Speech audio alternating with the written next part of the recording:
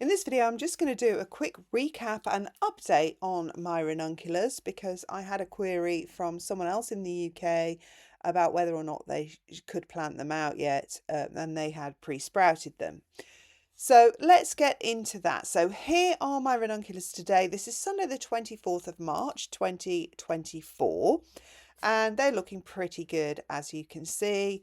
And this year I did something slightly different I skipped a stage basically with these ranunculars, and I can safely say that they look as good as the ones where I've done all the stages previously, where I've had more control over their development and growth. So going forward, I probably will continue to use this method where I skip the stage. But let's go back to the original method that I used, because I think it's a really important method because it involves the pre-sprouting process. That's the stage I skipped this year. And so the reason I skipped it, let's get on to that, is because I live in a temperate climate, right, where we don't really suffer extremes of temperatures, like obviously in the US, where you have that huge landmass. We're just surrounded by ocean, and it just keeps us at a temperate climate. And then you don't have that because you have those, and so many other obviously continents have the same problem, where you have these extreme variations in your temperatures and your climate zones, depending on where you live. And so that means that you can't necessarily skip the pre-sprouting stage. So let's look at why you would pre-sprout, and that will give you an idea as to whether you should or shouldn't pre-sprout. So the first stage I would say you should all do is the soaking. Whether you live in a dry or a wet climate, the soaking means that you just know when you put those corms into the ground, or when you prepare them for pre-sprouting, you know that they are really plump and hydrated. And I think even though we've had loads of rain here, and we're a rainy climate, we have a rainy climate here in the UK, especially over the winter, it just means that you know they are hydrated when you plant them up. Now, we've had so much rain this winter that I definitely didn't need to manually hydrate my corms, because I have corms that I've accidentally forgotten to dig up that have sprouted and grown anyway, just as well as the ones that I've controlled by soaking. So they've stayed in the ground. I forgot to dig them up for whatever reason. I missed them, and they've come up and they're absolutely fine because we've had so much rain. But the one thing you can't predict as a gardener is how much rain you're going to have. So even in a climate like ours, we can sometimes still get freaky weather where things don't go according to plan. And so the way you address that is just by soaking the corms. And I would say wherever you live, that is what you should definitely do, is soak them. So the second stage is the stage that I skipped this year, but I have done in previous years, and that is pre-sprouting. And the reason, again, you pre-sprout is because, first of all, you want to get ahead on your corms.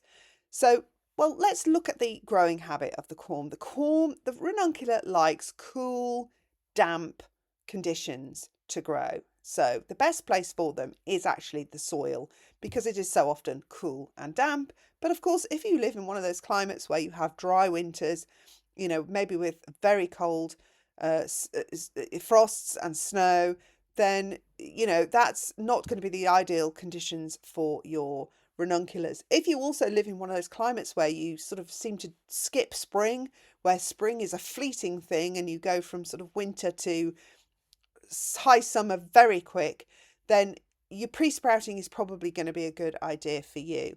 And the reason for that is that the ranunculus won't survive extreme cold temperatures, but they also don't like the superheat. So you will notice that they peter out in the height of summer, and they also peter out if their corms get too hot too soon. And even in a temperate climate like mine, I've been able to see both those examples of the corms, the different behaviours. One, I planted a load of corms in the cool soil. Now, of course, the soil has its own sort of ambient thermal mass temperature, so it keeps the corms had a nice even temperature. But I made the mistake of planting them in tin containers, these little tin troughs, which were also quite shallow, which meant that when the spring really heated up, so it was still only early summer, so not technically hot, really hot, unbearably hot. But so the corms in the ground with the thermal mass and the cool regulated temperature of the soil were fine. They performed fine as the spring heated up into summer.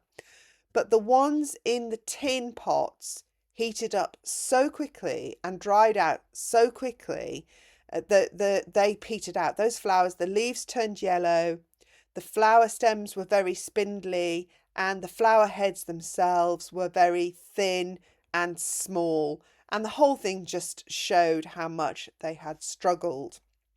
Now, also another sign with the ones in the ground was the heads nodding. If your stems start to go wobbly and the heads start to nod, then they need watering. That means they are drying out and they don't like it. Give them a good old drink, because they're supposed to have pretty strong stems and those flower heads don't droop, and that is a sign that they are struggling. But anyway, back to the whole pot thing. So if you then know you're going to have that really hot summer fast and ranunculus are going to struggle in your climate, it's probably a good idea to pre-sprout them.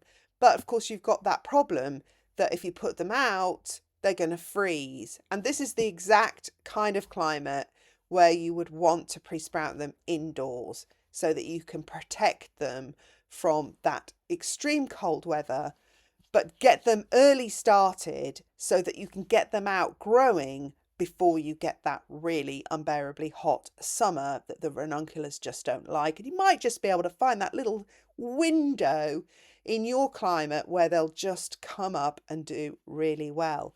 Now, for us in the UK, we're a bit more lucky. That window is bigger. You know, we have a proper spring here that lasts for, a couple of months. So that's a really great period for the ranunculus to just do really well, go into early summer, and then once we get to that midsummer, when we start to get really hot, they will peter out, but it doesn't matter because we've already had our beautiful display by then anyway. So if you have a climate where you have much milder winters, you don't need to pre-sprout. Here in the UK, we do go down in temperature that a ranunculus wouldn't like. And that is why I plant mine the far side of Christmas, the other side of Christmas. So you can overwinter them. But I don't like to do that because I just can't be bothered with the hassle and stress of overwintering a ranunculus, because they like the cooler weather. So of course, as the summer cools down again, those corms start to grow up again and you get more new healthy shoots. Now, those ones I have taken before and I've overwintered them, and I just didn't like the hassle. You've got to water them. You've got to protect them from the frost. You've got to do all this sort of stuff. I prefer just dig them up when they're done and store them away, and then I'll get them out again in January, soak them and go through the whole rigmarole. If you want to pre-sprout them. I just put them in the ground by February, I think I did mine. I'll put the date up when I planted mine out. So I did it all in one day, soaked them, planted them out all in one day. And I did no more than that, just covered them over, and that was the end of that. And I'll put the date on that so you can see, I'll put it on the screen so you can see when I started mine. And then, when you plant them out, if you are pre-sprouting them and you're worried about frost, you'll just have to wait. You'll just have to keep looking at the forecast and wait until the worst of the cold weather is past. So, and you're looking at, when I'm say frost, a frost down to sort of -5 in the UK, -5 degrees C is probably going to be okay. Mine have survived that.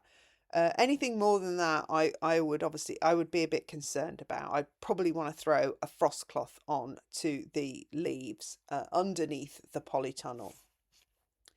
So I've already got mine out. I don't care about the frost at this point. There's nothing now that I can foresee that is going to kill my ranunculus in terms of climate.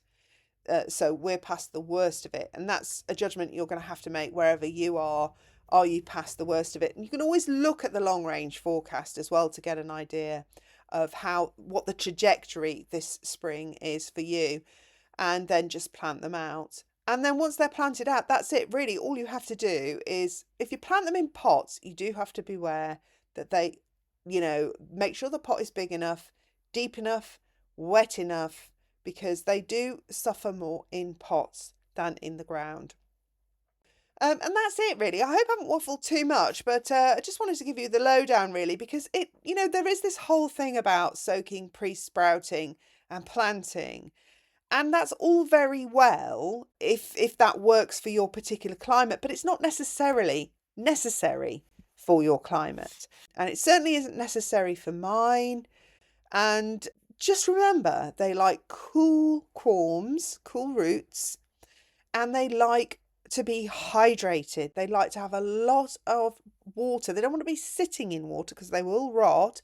But it's like you don't want to sit in a bath all day, but you love a long cold drink after you've been out walking the dog on a sunny day. Or that's exactly how ranunculus are, and that's really how you work out to treat them. And then, of course, if you do have a long winter, but then a short spring before you get really hot, you can pre-sprout them. That's a really good time. That's the perfect example of when you should pre-sprout them, because you've got to manage them growing early before that summer kicks in too hot.